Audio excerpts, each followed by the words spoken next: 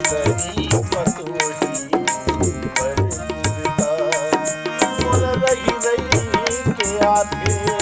अच्छा ए गोरी, अरे बोल रही रही के आते, ओ तोरे के सुनता तरस जाती, तरस जाती ना, मन तरस जाती, दिल तरस जाती ना, का बताओ बोला।